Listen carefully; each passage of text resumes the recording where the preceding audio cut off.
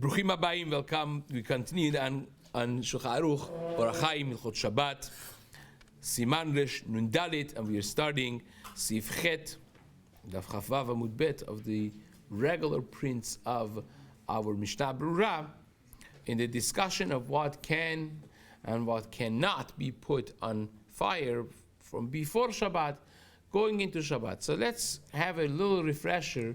We mentioned that, let's say, a pot of meat that needs a lot of cooking, if you put it raw right before Shabbat, it's good.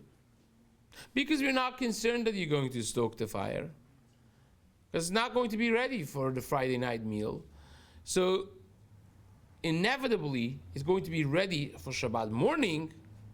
So you're not going to touch it, because there's no point to touch the fire. Because for night, even if you touch it, it's not going to be ready. And for the morning, even if you don't touch it, it's going to be way ready. It's going to be completely good. So therefore, we're not concerned you're going to stoke the fire or be nervous or any of those things. How about items that are much easier to cook? Quickly they cook. Can I still put like a raw pot of beans, the softer beans that they quickly cook right before Shabbat, completely raw? Or maybe the problem would still be there because these things are so easy to cook that if I stoke the fire a little bit, it will be ready for Friday night meal. And maybe we should be concerned. And that's halacha chet. It says, Maran, lo yimale adam kedera asasiyot v'turmusin. You should not fill up a pot of these types of items, like different types of beans that are very easy to cook. Ve'iten letoch hatanur erev Shabbat samuch lacheshecha. And put it in the tanur right before sundown on Friday evening. Why? These items don't need a whole lot of cooking. And therefore, and your mindset is you really want them to be ready right away because they're easy to cook. And you would want them for Friday night meal. And therefore, even though that they're not cooked at all, you're putting them literally raw on fire right before Shabbat, still,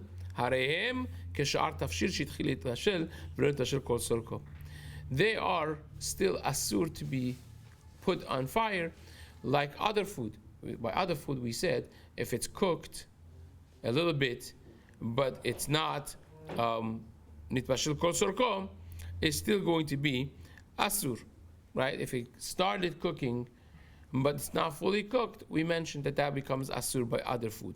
Other food is only mutar if it's fully cooked, or if it's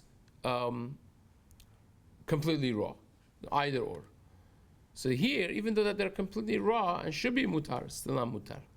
Because they easily cook, we're concerned you're going to stoke the fire to get it ready for a Friday night meal. It's not just in the tanur, three different types of ovens that they had. Tanur was the most intense heat we mentioned. Then was kupach, that was kira. So all types of tanur would be the same halacha, it would be prohibited. Fine. What happens if you do it be'isur? Right before Shabbat, you stock this pot of beans on fire. You're not supposed to do that. What if you did? And then your wife taught you the halacha, right? That you can't do that. So then, you can't eat it until Motzei Shabbat, plus the time that it takes to cook. So if it takes, let's say, an hour to cook, it'll be an hour after Motzei Shabbat is when you could eat it. Even though that you were accidental, you were not intentional, still asurim Motzei Shabbat at Kiddush Yasu. It will be asur until the end of Shabbat, plus the time that it would take for them to cook. Now, the Mishna Berura says not just these types of beans. Huadin l'shar minei kitniot. Any of the legumes, kitniot is going to be like that. Yerakot, vegetables can be like that. Easy to cook. Udvarim rakim. Anything that is easy to cook. Fish. Right? It cooks very easily. It's very, very simple to cook fish. And therefore, it will be the same. Shekulam einam domim lebasar. All of those are not comparable with meat. right? With the red meat that we discussed before, that you could do. Says the Mishna Berura, Letoch tanur, hainu afilu hu garuf vekatum. By tanur, says the Chafetz Chaim, even if the tanur is emptied from the hot coals, you just emptied the coals out. We learned this already before. The tanur, the difference is even with the little remnants, you could do chitui and it will make a difference. And therefore, by tanur, even if it's emptied, by kupach and kira would be only if they have the fire still in, the coals are still in, and they're not covered. Fine, says the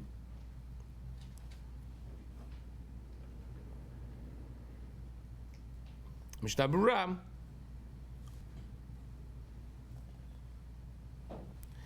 Ad Kidesh Yasu, this that's going to be Asur until Motzei Shabbat plus the hour or whatever time span that it would take for it to cook. Kedesh lo ya'aneh mima she'avar al Yisur D'Rabbanan, says that Tosefet Shabbat, the reason for it, we have learned this already before, we don't want the Jew that transgressed something to have any hana, any benefit from the Isur that was done on Shabbat. That's the reason. So therefore, if you allow him to eat it immediately after Havdalah, he gained that 1 hour that if he cooked it, start cooking it after Shabbat, which would be the only mutter thing for him to do, he would not be able to benefit from this food until hour after Shabbat. So now that you're allowing him to do it right after Shabbat, he's gaining that 1 hour. That's considered hana'ah as well. Therefore, you add the hour as well. V'ayin le'el b'siman rishnun gimal de'im nitbashel mi ba'od yom k'machal ben derosai tai. We already said in the second shita in Siman rishnun gimal that if prior to sunset on Friday evening, it was already cooked edible amount, right? It was half cooked already, according to what we said over here, Maran said over here, still would be fine. That would suffice, right? This is the Yesh Omrim that Maran says in Siman Rishnun Gimel earlier on, the beginning of the Siman, Seif Aleph over there.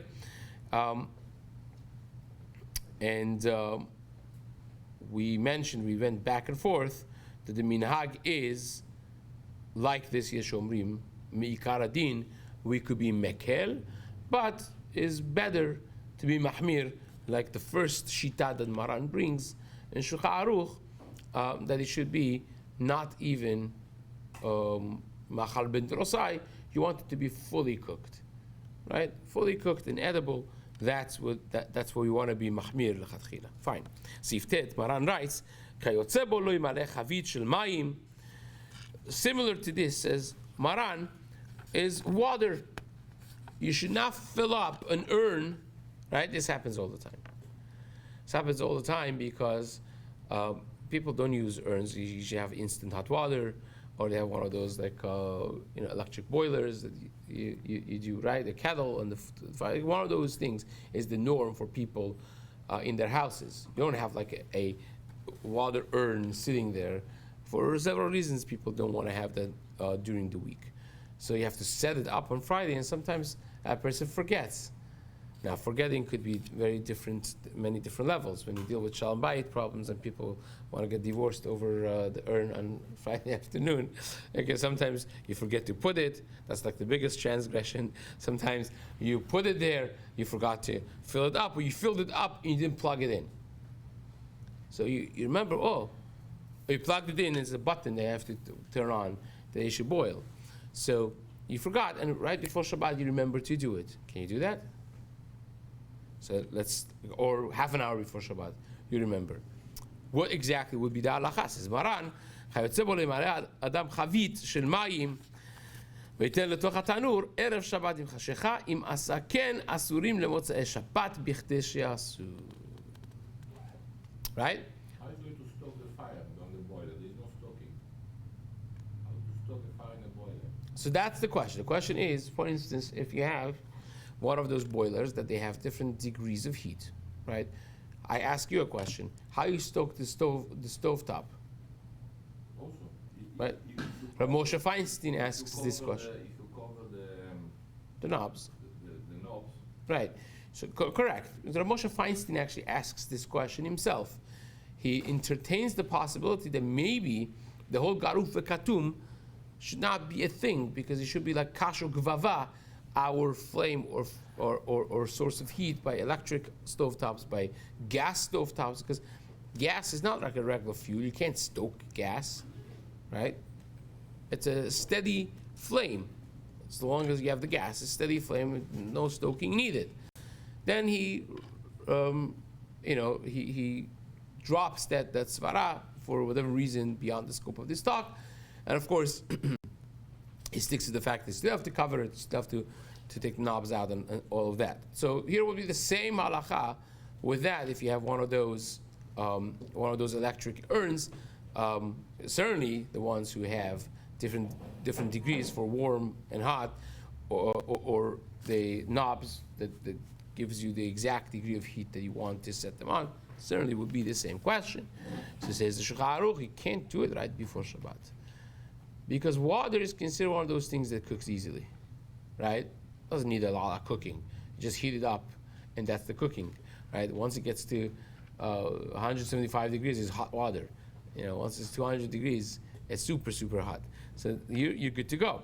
It doesn't need to be cooked. There's no time span. Once you hit the heat, that is your hot water. So it says, the Mishna Berura,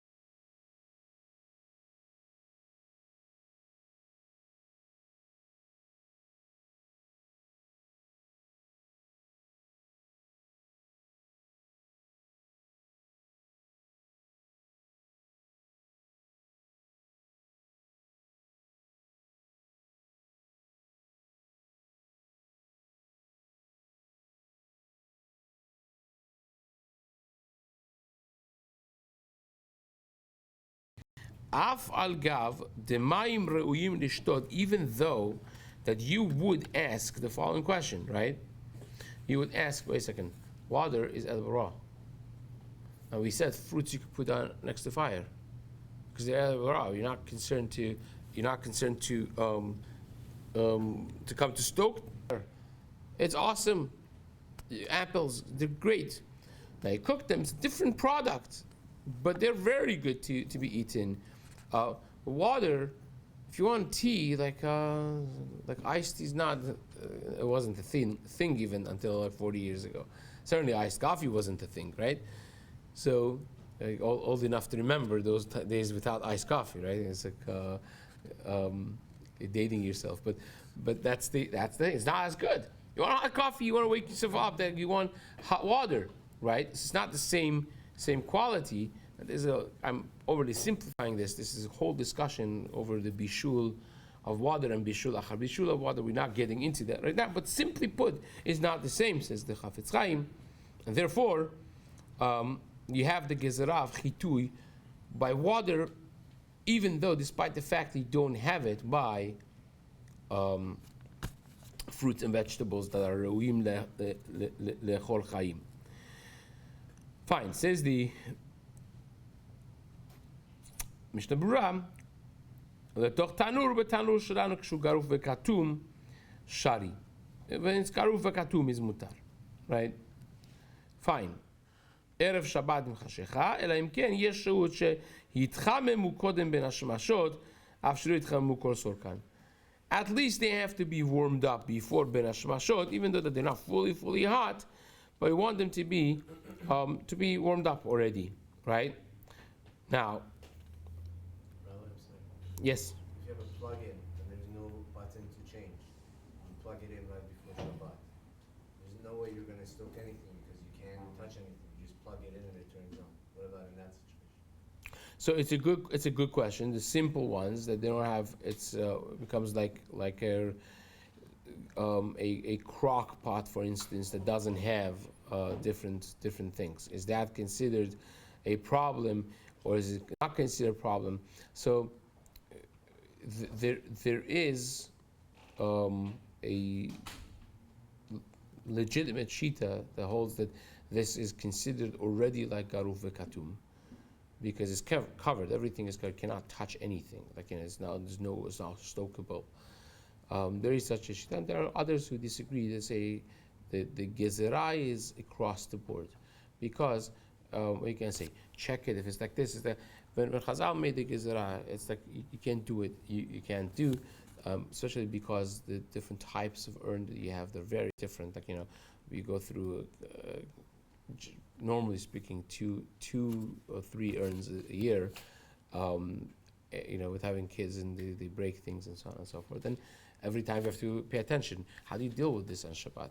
This one has no buttons. The other one has 3 buttons. The other one has a knob, and things of that nature have happened before. You forget to take the knob. Is it mutter? Is it not mutter? The kids play with it. So there are many who say because of that, it's across the board. We don't differentiate between it. But you're asking a very valid question. Says the Mishna Berura.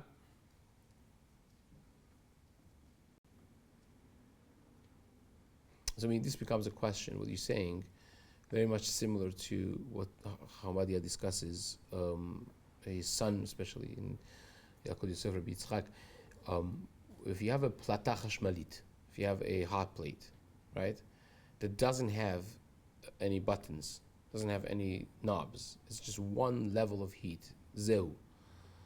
So he says it's mutar to put a kettle on top of it right before Shabbat. There's no chitui, you can't do chitui, right? And the way it is done, it's it will be like that. Now, the urn itself, it's not a kettle on a hot plate. It's a little more complex because different urns are different, and you may want to have a uniform psak for urns. But again, the Maaseh, the many who say if it mamash has no way, either it's plugged in or not plugged in, then it will be the same thing as putting a kettle on top of a hot plate, which the Yaakov Yosef allows. Fine, that's a good question. וכן אסור ליתן מים לתוך הכתרות שבתנורים ערב שבת עם חשיכה. Right, you can't put water inside the pots that are inside the tanur erev Shabbat right before Hashecha, right before sundown. That even though that you just want the kedera not to pop from the heat of the tanur, you don't want to even cook the water. You don't care. You just want the kli, the vessel, not to get ruined. Still, why would you? Meaning, in other words, why would you stoke the fire? You don't care about the water. You just want the water to be there for the kli not to get ruined. Says the Mishna Berura, Mikol Makom, haderechu shemadiach bahem hakelim. The end of the day is that even though that you don't want to drink this water, right? When you have hot water in there, at the end you end up using that hot water for washing your dishes. That's how they did it. They didn't have running hot water. That's how they wash dishes. They had a larger pot. They warmed it up, and they would use it for washing dishes. Therefore, the chashash of Shema Echateh Begechalim still would be there. Now, how about using a washing machine, a dishwasher machine, on Shabbat?